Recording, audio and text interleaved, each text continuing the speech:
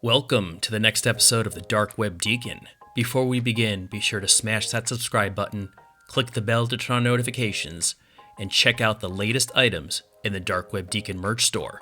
There is a link in the video description below, and become a true Dark Web enthusiast. New videos are published every Monday and Thursday. For this episode, we're going to look at credit cards versus debit cards and which is better to prevent identity theft. We're only going to look at the question in terms of identity theft risks and risk directly to your money. We are not going to investigate the pros and cons related to credit and debit cards for improving your credit score or managing your money or your debt. So a crash course on the difference between a credit and debit card for those who don't know. A debit card is a type of banking product that is usually tied to your checking account. When you make a purchase with a debit card, that money is then deducted directly from your account balance. A credit card, on the other hand, is a line of credit that you are allowed to borrow against.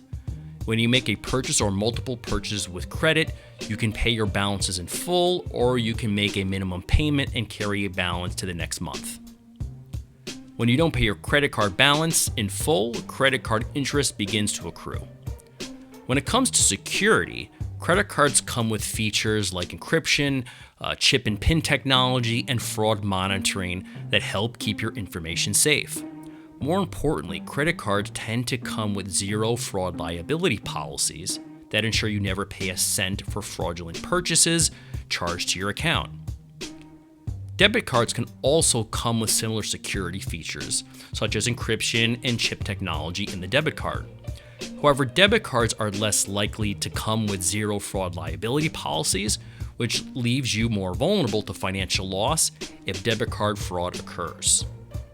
Now, some people definitely don't want to use credit cards and just want to stick with debit cards. And I am going to discuss a little bit later in the video, so stay tuned on kind of debit card fraud liability ins and outs and the specifics, so you really need to be aware of that. But the bottom line for the question of which is better to prevent identity theft in terms of credit cards versus debit cards, the answer is credit cards. They are a much safer option because they do protect your money from direct financial loss due to their zero liability policies. Now, in terms of debit card fraud liability specifics, debit cards do offer sometimes some fraud protection, but timing is the issue. For example, the Electronic Fund Transfer Act, the EFTA, says you have zero liability for fraudulent purchases if you report your card or card number stolen before the unauthorized purchase is made. However, your maximum loss jumps to $50 if you report within 2 business days after you learn about the loss or the theft. And if you report the fraud more than 2 business days after you learn about the loss or the theft, but less than 60 calendar days after your statement is sent to you, your liability climbs to as high as $500.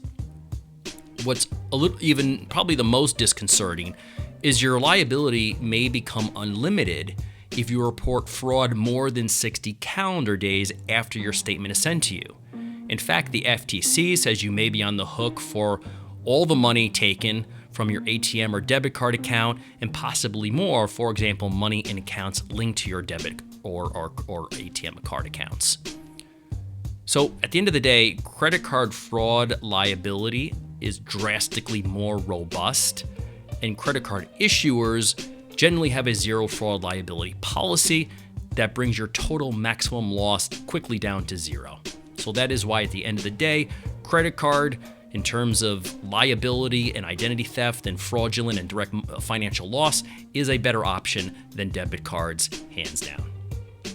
Thanks for watching, and as always, please like, subscribe, and provide comments, and turn on notifications by clicking the bell in order to check out future videos published twice a week.